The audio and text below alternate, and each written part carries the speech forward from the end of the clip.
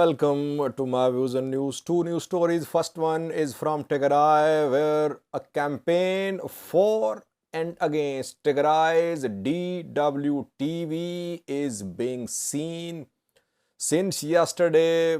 Rather, for the past few days, we have been seeing messages, posts for the boycott of Tigray's DW TV. And posts are being shared by Tigrayans, pro-Tigray government, not people from Addis Ababa, from other parts of Ethiopia. Secondly, viewers, Addis Ababa is Addis Ababa mayor. She presented the government's performance report at city council meeting today, and she says an attempt has been made to overthrow the government, Addis Ababa government, or you can say federal government.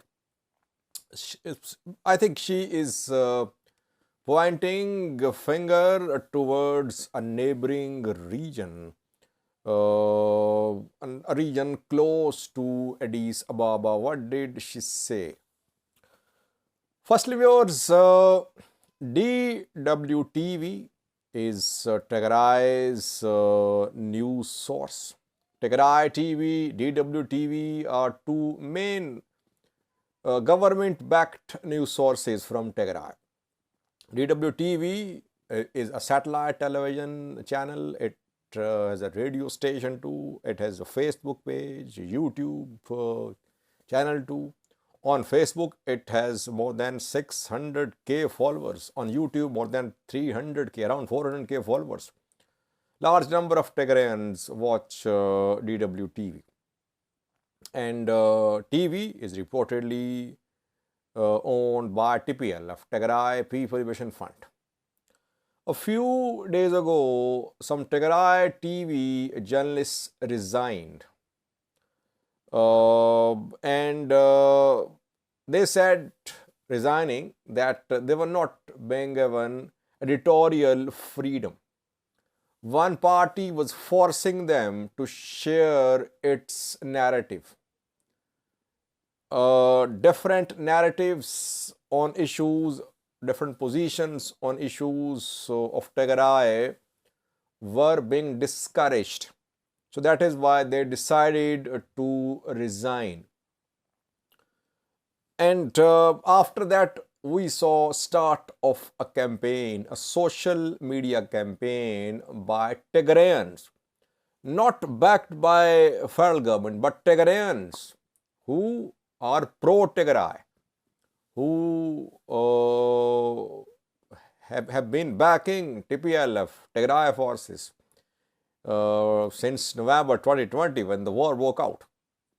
Now they are sharing messages, posts, asking other Tigrayans to boycott, to unfollow DWTV. Why? Because DWTV is not giving equal coverage to government and opposition, and DWTV is only sharing government's position, TPLF's position on scores of issues linked to the people of Tigray.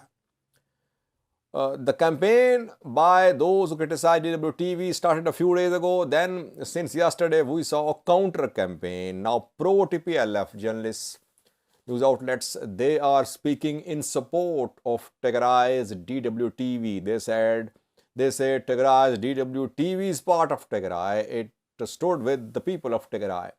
That is why the campaign should be, that is why people should not boycott, should not unfollow DWTV. Now, it means that splits which we are seeing in Tigray are now widening in different sectors. Splits within TPLF. A few hours ago, I did a video on some dispute or disagreement between Debretsion and Getachew. Split within military. Sadkan is not backing the ongoing process of formation of interim government, whereas they is leading the process. Sadkan has reservations. Now, splits in media too. DWTV. Journalists resigning. So these splits indicate that Tigray is facing voices which are challenging the status quo.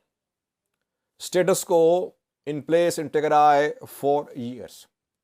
TPLF is not showing any flexibility to change. Some elements in Tigray won't change. TPLF still sticking to its old position of giving no space to those who criticize the government. That is why we are seeing tensions in different areas.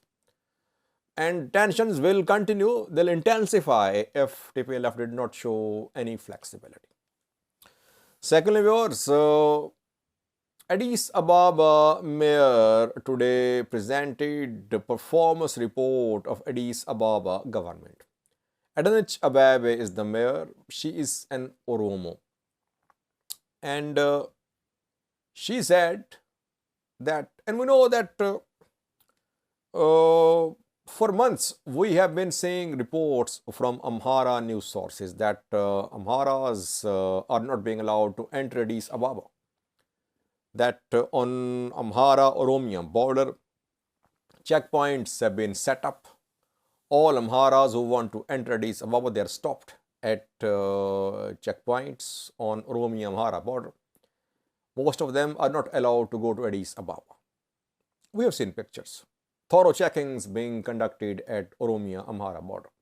You have to pass through Oromia to reach Addis Ababa.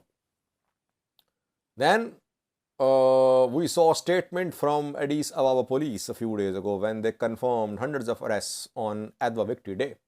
The 3rd of March, when people and security forces clashed at Minlik Square. After that, security forces arrested people. More than 800 were arrested, and hundreds of them were from other regions, not from Addis Ababa. Most of them were from Amhara region of Ethiopia. Then 2 days ago, Oromia Media Network, OMN, founded by Jawar Mohammed, based outside Ethiopia in the US, reported that people from other regions, especially from Amhara, were being stopped on Oromia-Amhara border because these people wanted to enter Addis Ababa, and they were trained fighters, trained in Eritrea, trained in Amhara, and that they wanted to create instability in Addis Ababa. They wanted to topple the government. That is what was reported by OMN, Oromia Media Network. And same was said by Addis Ababa today. She was addressing City Council's meeting, City Council session. She said that migration from some regions to Addis Ababa, migration is an attempt to overthrow the government. Addis Ababa government, Ethiopian federal government. Those who are entering Addis Ababa, their purpose is to create instability in the capital city, to create conflict, to spread hate. And those who have been arrested in recent incidents of violence, they were from outside Addis Ababa. They were from other regions. Addis Ababa did not name Amhara region, but obviously she is pointing towards Amhara region. That people from Amhara region are trying to destabilize Addis Ababa government. They want to change the government. They want to topple the government. And that is what was reported by Oromia Media Network, OMN. So OMN got the information from the government. That is why it reported this information 2 days ago. So this issue shows lack of trust between Oromos and Amharas. By the way, Amharas live in large number in Addis Ababa.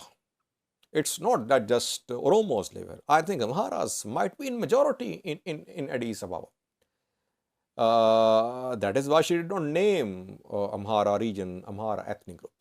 But this Amhara-Oromo tension is engulfing Addis Ababa. Government's energies are being wasted.